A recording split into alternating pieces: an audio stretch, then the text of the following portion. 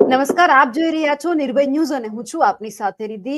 આજનો દિવસ લગભગ બધા માટે ખાસ એટલા માટે રહ્યો કારણ કે રાજકારણની અંદર ઉથલપાથલ શરૂ થઈ ગઈ. ઉમેશ મકવાણા જે બોટાદના આમ આદમી પાર્ટીના ધારાસભ્ય છે, તેમણે એવું કહી દીધું કે હું અત્યારે 2 હોદ્દા ઉપરથી રાજીનામું આપું છું જે આમ આદમી પાર્ટીએ મને સોંપેલા હશે. પરંતુ ક્યાં એવું નથી કહ્યું કે તે બોટાદના ધારાસભ્ય પદેથી રાજીનામું આપે છે. જગજાહેર એવું કરી દીધું કે તેઓ આમ આદમી પાર્ટીથી નારાજ છે.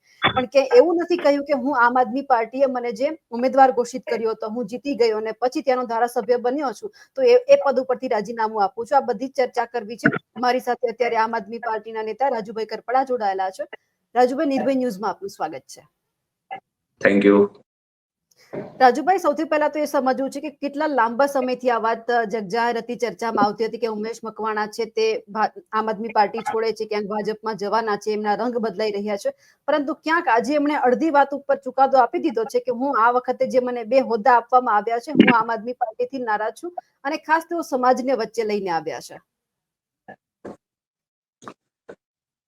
આજે ઉમેશભાઈએ જે મીડિયા સામે આવીને વાત કરી, આમ તો આની અગાઉ પણ 1-2 વખત ઉમેશભાઈના નામથી ચર્ચાઓ થઈ છે કે પ્રેસ કોન્ફરન્સ કરી અને રાજીનામું આપવાના છે, આમ આદમી પાર્ટીમાંથી અમે જતા રહેવાના છે, ભાજપમાં જોડાઈ જવાના છે. એ સિવાય કમલમમાં આટાફેરા કરતા હોય આ ચર્ચાઓ પણ થયેલી. ત્યાંના વિડીયો ફોટા પણ વાયરલ જે તે સમયે થયેલા જે અમારા સુધી આવેલા. એની સાથે સાથે બોટાદમાંથી અમારા કાર્યકર્તાઓની સાથે બોટાદના લોકોની ફરિયાદો પણ આવેલી કે અમે આમ આદમી પાર્ટીના મેન્ડેટ પરથી જે માણસ ચૂંટણી લડતા અમે ઝાડુને મત આપી અને અહીંથી વ્યક્તિને ચૂંટીને મોકલ્યા છે, ધારાસભ્ય બનાવ્યા છે.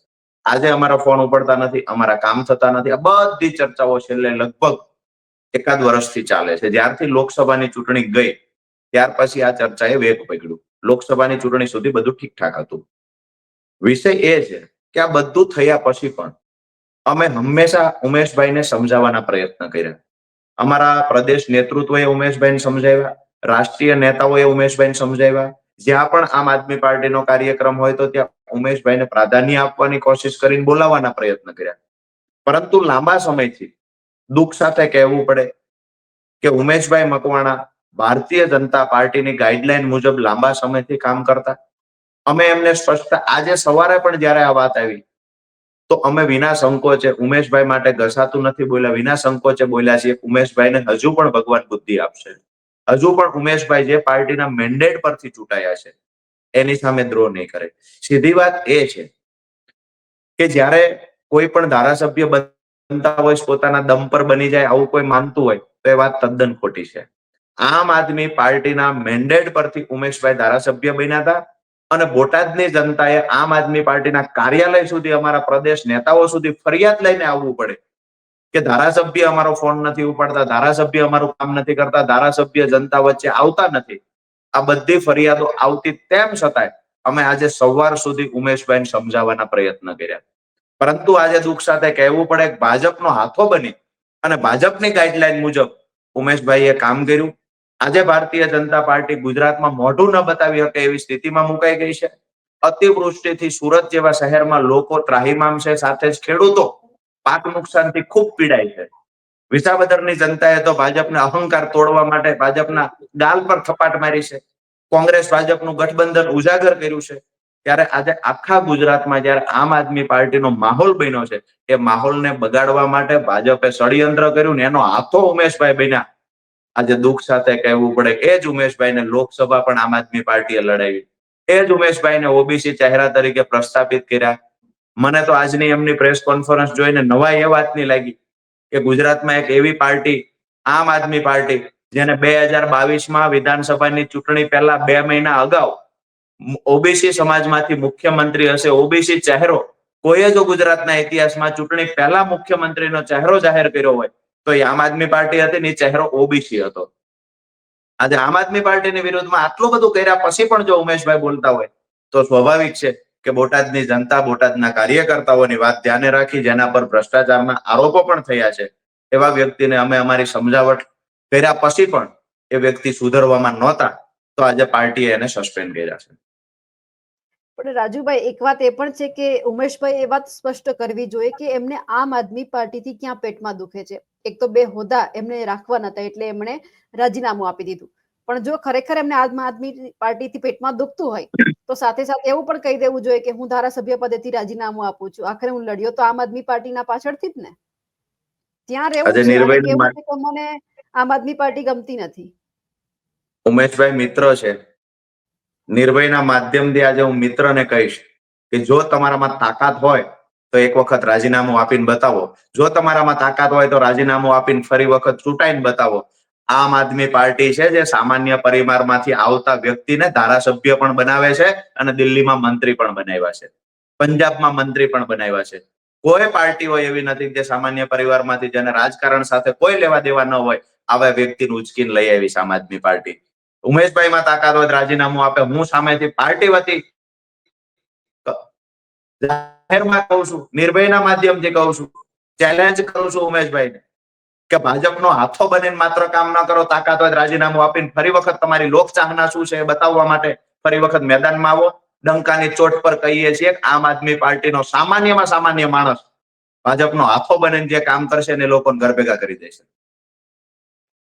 એક સવાલ એ પણ પૂછવામાં આવ્યો હતો કે ગોપાલ ઇટાલિયાના કારણે તમે રાજીનામું આપો છો. તમે સ્પષ્ટ ના કરી પણ એમના ચહેરા ઉપર ક્યાંક એવું લાગતું હતું કે આ વ્યક્તિ આવ્યા એના લીધે એની પાસે જે દંડક પદ હતું એ છીનવાઈ જશે, એટલા માટે પણ કર્યું હોય. ગોપાલભાઈ ઇટાલિયા અને ઈશુદાનભાઈ ગઢવી આમ આદમી પાર્ટી ગુજરાતની ધરોહર છે, જેના ખંભા પર અમે તહોરું મૂક્યું છે. અને આમ આદમી પાર્ટીનું ગાડું કેટલી સ્પીડથી ચલાવવું આ બે વ્યક્તિના હાથમાં છે. હવે એ બે વ્યક્તિ પાર્ટી પરિવાર મોટો થાય એના પ્રયત્ન કરે છે, રાત દિવસ પાર્ટીને મોટી બનાવવાના પ્રયત્ન કરે છે. ઉમેશભાઈને જો એનાથી પીડા હોય કે એનાથી તકલીફ હોય તો એની દવા બીજી કાંઈ ના થઈ શકે. વાત એ છે ગોપાલભાઈ થી વાંધો નથી, આમ આદમી પાર્ટી થી વાંધો નથી. વાંધો જે હશે એ કમલમમાંથી જે આદેશ આવે છે એ આદેશ મુજબના કામ થાય છે. વાંધો એ છે કે ભાજપને વાંધો છે, ભાજપનો હાથો બનીને આજે ઉમેશભાઈ કામ કર્યું છે. ક્યાંક ને ક્યાંક હું માનું છું કે ઉમેશભાઈ સાથે છેતરપિંડી થઈ. ભારતીય જનતા પાર્ટીએ ઉમેશભાઈને હાથો બનાવ્યો અને ઉમેશભાઈ ભાજપની વાતમાં આવી ભાજપના ષડયંત્રમાં ફસાઈ ગયા છે.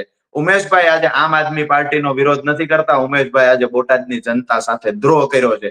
ઉમેશભાઈ આજે ભ્રષ્ટાચારના આરોપો જેના પર લાગ્યા તો સ્વાભાવિક છે બધી સમજાવટ બાદ આપણા ઘરમાં બાળક હોય ને એ બાળક પાન માવાના રવાડે ચડી જાય ને તો આપણે એને સમજાવીએ. ગામના લોકો વાતો કરે કે તમારો છોકરો પાન માવો ખાય છે, આપણે કહીએ નથી ખાતો એટલા માટે આજ નહીં તો કાલ દીકરો સુધરી જશે. પાન માવાના રવાડેથી જુગારે ચડે, જુગારેથી પછી અમુક દારૂના રવાડે ચડે. આ બધું કરે ને પછી છેલ્લે કહેવું પડે કે અમારા બાળક સાથે કોઈ વ્યવહાર ન કરતા, અમારા બાળકને અમારે કોઈ સંબંધ નથી. જ્યારે મા બાપ આ શબ્દો બોલતા હોય ને ત્યારે રિદ્ધિબેન એના દિલ પર પથ્થર મૂકવું પડે. ન છૂટકે આ શબ્દો બોલવા પડે જ્યારે દીકરો કીધામ ના રહે ત્યારે. આજે આમ આદમી પાર્ટીએ માં બનીને ઉછેર્યો છે. આમ આદમી પાર્ટીએ ટિકિટ આપી, આમ આદમી પાર્ટીએ લોકસભાની ટિકિટ આપી, આમ આદમી પાર્ટીએ અનહદ મહત્વ આપ્યું જે એને કલ્પના પણ ક્યારેય નહીં કરી હોય. આજે એમની બાજુમાં બે બાઉન્સરો ફરે છે ને કે આમ આદમી પાર્ટીએ ટિકિટ આપી અને બોટાદની જનતાએ મત આપ્યા છે ને ત્યારે ઉમેશભાઈની બાજુમાં બે બોડીગાર્ડ ફરે છે. તાકાત હોય તો રાજીનામું આપીને લડવા આવે. ડંકાની ચોટ પર કહીએ છીએ ડિપોઝિટ ગુલ કરી દે છે, ડિપોઝિટ ગુલ થઈ જશે. બોટાદની જનતા સુપેરે જાણી ગઈ છે અને આવનાર સમયમાં જે વિસાવદરમાં ભૂપતભાઈ ભાયાણીની હાલત થઈ એ જ હાલત ઉમેશભાઈની થાય. ચેલેન્જ સ્વીકારે અને રાજીનામું આપે. હા, એટલે જ ક્યાંક એવું લાગે છે કે ઉમેશ મકવાણા જાણી ગયા છે કે જો હું રાજીનામું આમ આદમી પાર્ટીએ જે મને જીતાડ્યો, જે મને ટિકિટ આપી એ પછી હું આપીશ તો હાલત મારી ભૂપત ભાયાણી જેવી થશે. ટિકિટ તો મળશે નહીં અને પછી જો હું અપક્ષ લડીશ તો કોઈ મત નહીં આપે. એટલે રહેવું પણ છે ને નથી પણ રહેવું અને જવું છે અને જવાતું પણ નથી એવું છે. સીધી વાત એ છે કે ભાજપનો હાથો બનીને કામ કરે છે. ભાજપે ટિકિટ આપવાની કદાચ કમિટમેન્ટ નહીં આપ્યું હોય પણ હાથો બનીને કામ કરે છે. જો કમિટમેન્ટ આપ્યું હોય તો પણ ડર લાગતો હોય કે ભૂપતભાઈની હાલત થઈ એવી હાલત મારી પણ થશે. 100% ડંકાની ચોટ પર કહું છું ભૂપત ભાયાણીની હાલત થઈ અને હાંસિયામાં ધકેલી દીધા. કિરીટ પટેલ જીતી ના શક્યા. હર્ષદભાઈની હાલત પણ ખરાબ થઈ. અહીંયા હવે ગુજરાતની જનતા જાગી ગઈ છે. ગુજરાતના યુવાનો, ગુજરાતના ખેડૂતો, ગુજરાતની મહિલાઓ સારી રીતે જાણી ગઈ છે કે ભારતીય જનતા પાર્ટી માટે કામ કરનારા લોકોને ઘર ભેગા કરવાનો સમય પાકી ગયો છે અને ભાજપને હરાવી શકે એવી જો કોઈ પાર્ટી ગુજરાતમાં હોય તો માત્ર આમ આદમી પાર્ટી છે. આજે આ સમગ્ર ગુજરાતમાંથી ભાજપ ગમે એટલા ષડયંત્ર કરે, તમામ દાવ, તમામ ખેલ એના ઊંધા પડશે. ગોપાલભાઈને હરાવવા માટે કલાકારોને લાવ્યા, ભાજપ હારે મળેલા સાધુ સંતોને લાવ્યા, જૂના વિડીયો એડિટિંગ કરીને વાયરલ કર્યા, પૈસા બેફામ વેચ્યા, દારૂ વેચો, કોંગ્રેસ હારે ગઠબંધન. લોકોએ સ્વીકાર્યા? લોકોએ ન સ્વીકાર્યા. અમે વિસાવદર મોડેલ આખા ગુજરાતમાં રીતિબેન લાગુ થશે. લોકોએ મન બનાવી લીધું છે કે આમ આદમી પાર્ટીની જ સરકાર બનવી જોઈએ. આમ આદમી પાર્ટી સાથે પણ જો કોઈ ગદ્દાર જોડાયેલા હશે તેને ઘર ભેગા કરી દેવાના છે. સરકાર માત્ર આમ આદમી પાર્ટીની બનાવવાની છે. ઉમેશભાઈ મકવાણા આજે જે કઈ કર્યું ભારતીય જનતા પાર્ટીનો હાથો બનીને કામ કર્યું છે અને ગુજરાતની જનતા ક્યારેય માફ નહીં કરે. હજુ એક સવાલ એ પણ છે કે જ્યારે ઉમેશ મકવાણાએ વાત કરી તો એમણે કડીનો એક ટોપિક પકડ્યો છે કે જે જગદીશ ચાવડા છે તેમને જીતાડવા માટે આમ આદમી પાર્ટીના કોઈ જ નેતા ત્યાં નહોતા ગયા. તો સવાલ એમને પણ અમે પૂછ્યો છે કે જો કોઈ નથી ગયો તો તમે ક્યાં ગયા છો?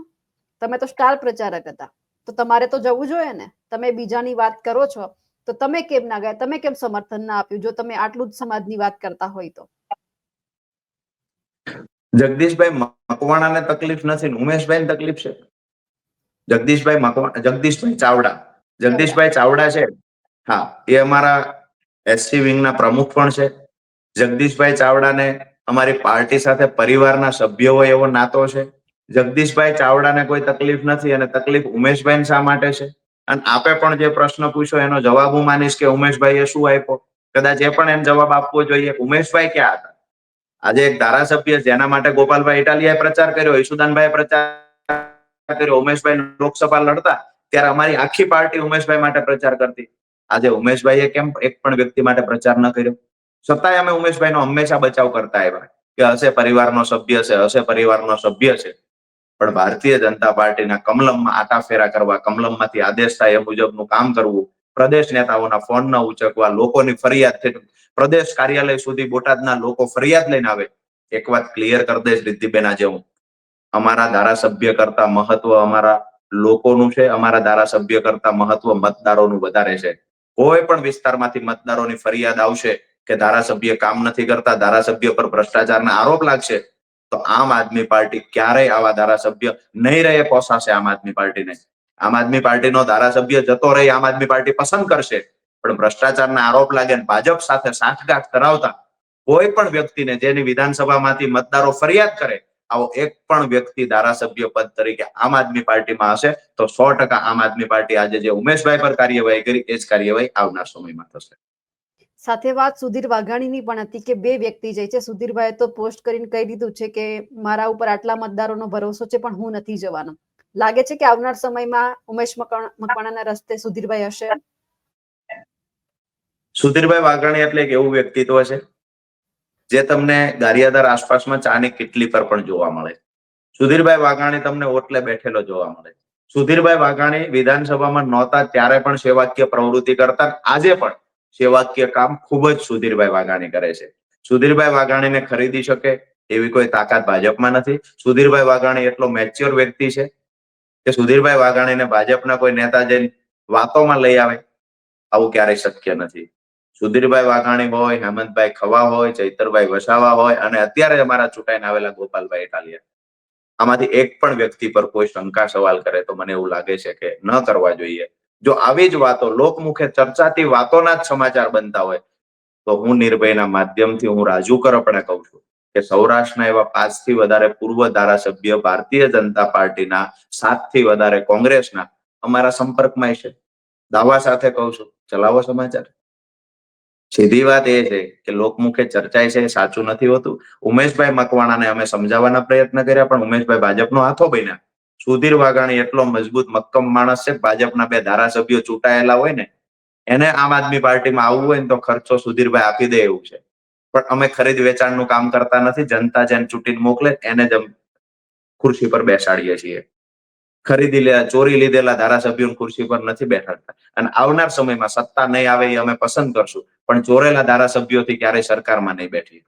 જી રાજુભાઈ, તો સવાલ તો હવે જે બોટાદની જનતા છે એમને આપણે કહેવું પડશે કે અત્યાર સુધી જે અત્યારે મોટી મોટી બનાસો હાકી છે ઉમેશ મકવાણાએ કે સૌથી વધારે વિધાનસભામાં હું ગયો છું, મેં સૌથી વધારે પ્રશ્ન રજૂ કર્યા છે, તો પછી હવે કયા મોઢેથી કરશે કે હું આમ આદમી પાર્ટીનો ધારાસભ્ય છું? એ રીતે જઈને વાત કરશે કે પછી જનતાના કામના કોઈ વિકાસની વાતો વિધાનસભામાં કરશે જ નહીં? એટલે હવે એ લોકો પણ વિચારવા જેવું છે કે આવનાર સમયમાં ઉમેશભાઈ જે કાંઈ આવનાર સમયમાં બોલશે હું એવું માનું છું કે કમલમમાંથી જે ચિઠ્ઠી આવશે આ મુજબ બોલવાનું છે એ મુજબ ઉમેશભાઈ બોલશે. આ ક્લિયર છે. અમને બોટાદની જનતાએ આજથી 4-5 મહિના પહેલા બોટાદના લોકો, બોટાદના આગેવાનો ઈશુદાનભાઈને મળવા ઓફિસ જાય છે કે આ ધારાસભ્ય અમારું કાંઈ કામ નથી કરતા, ફોન નથી ઉપાડતા. ઉલટાનો આ ધારાસભ્યના કારણે આમ આદમી પાર્ટી માટેનો ગુસ્સો લોકોનો વધે છે. તો આ ધારાસભ્યને સસ્પેન્ડ કરો. આ અવાજ તો બોટાદની જનતાનો આજથી 5 મહિના પહેલા હતો. આમ આદમી પાર્ટીએ ખૂબ પ્રયત્ન કર્યા સમજાવવાના, અંતે નથી સમજ્યા ત્યારે સસ્પેન્ડ કર્યા છે. બોટાદની જનતાને આજે નિર્ભયના માધ્યમથી હું ક્ષમા માંગુ છું કે એક ધારાસભ્યમાં અમે ભૂલ કરી, પણ આવનાર સમયમાં જેવી રીતે વિસાવદરમાં થઈ એવી ઘટના ઘટશે. ભારતીય જનતા પાર્ટીનો હાથો બનીને કામ કરનાર વ્યક્તિ જતા રહેશે અને એવો મજબૂત યુવાન બોટાદમાંથી ચૂંટણી લડવા આવશે. જો ઉમેશભાઈ રાજીનામું આપશે તો બોટાદમાંથી મજબૂત યુવાન ચૂંટણી લડવા આવશે અને મજબૂતાઈથી બોટાદની જનતા એને જીતાડશે અને મજબૂતાઈથી બોટાદના પ્રશ્નોને વાચાય આપશે અને ગુજરાતમાં ડંકો વગાડે ને એવો ધારાસભ્ય અમે બોટાદમાંથી લડશે. એક છેલ્લો સવાલ રાજુભાઈ, અત્યારે જે હમણાં થોડા સમય પહેલા આપણે જોયું હતું કે મનરેગા કૌભાંડ સામે આવ્યું હતું, એમાં આક્ષેપ ચૈતર વસાવાએ જે હીરા જોટવા છે તેના ઉપર પણ કર્યા હતા. આજે પોલીસ એમને ઉઠાવી ગઈ છે, એમની પૂછપરછ કરી રહી છે, અટકાયત કરવામાં આવી છે. કોંગ્રેસના નેતાનું નામ સામે આવ્યું તો ઉઠાવી ગઈ, પૂછપરછ કરવામાં આવી. બચુ ખાબડનું નામ સામે આવ્યું તો હજુ કંઈ જ નથી થયું. ઉઠાવી ગયા હશે, પણ હું એવું નથી માનતો કે કોઈ મોટી કાર્યવાહી, નક્કર કાર્યવાહી થાય, કારણ કે ભાજપ કોંગ્રેસના નેતાઓના ધંધાઓ સાથે છે. માત્ર મનરેગાનો નહીં, એવા ઘણા બધા ધંધાઓ એવા છે. સીધી વાત છે, ભાજપ કોંગ્રેસ ગઠબંધનથી જ ગુજરાતમાં 30 વર્ષથી ભાજપનું શાસન છે. ભાજપના નેતાઓ સત્તામાં નથી દેખાતા, સરકારમાં નથી, પણ ભાજપના નેતા, કોંગ્રેસના નેતાઓ સરકારમાં નથી, પણ ભાજપમાં રહીને કોંગ્રેસના નેતાઓ પોતાના કામ કરે છે. ભાજપના મંત્રીઓ સાથે કોંગ્રેસના અસંખ્ય નેતાઓના ભાગીદારીમાં ધંધા ચાલે છે. રિદ્ધિબેન મેં જોયું છે વિસાવદરમાં, દિવસે કોંગ્રેસના નેતાઓ ભાજપની વિરુદ્ધમાં પ્રચાર કરે અને રાત્રે ભાજપ કોંગ્રેસ સાથે મળીને પાર્ટી કરે. એટલે સીધી વાત એ છે કે હીરાભાઈ જોટવાને લઈ ગયા હશે. હું એવું માનું છું બચુભાઈ ખાબડને લઈ જવા જોઈએ. બચુભાઈ ખાબડનું નામ અંદર ખુલે. બચુભાઈ ખાબડ સાથે ભાગીદારી હતી. બચુભાઈ ખાબડને આજે મંત્રી પદેથી ભાજપ હટાવતું નથી, જેના દીકરાઓ પર કરોડો રૂપિયાના કૌભાંડના આરોપ છે. અને એ જ વિભાગમાં, જે વિભાગમાં એનો પપ્પા એટલે કે બચુભાઈ ખાબડ જે વિભાગમાં છે, જે વિભાગની જે તિજોરીની ચોકી કરવાનું કામ બચુભાઈ ખાબડનું છે, ત્યાં ચોકીદાર બચુભાઈ ખાબડ છે. ચોરી એમના દીકરા કરે છે. ચોકીદારની પરમિશન વગર દીકરો ચોરી ન કરી શકે. બચુભાઈ ખાબડનો ડાયરેક્ટ આમાં રોલ છે. ભાજપમાં પ્રમાણિકતા બચી હોય તો બચુભાઈ ખાબડને સસ્પેન્ડ કરે, બચુભાઈ ખાબડની ધરપકડ કરાવે, બચુભાઈ ખાબડ વિરુદ્ધમાં કાર્યવાહી કરવી જોઈએ જો ભાજપમાં પ્રમાણિકતા હોય તો.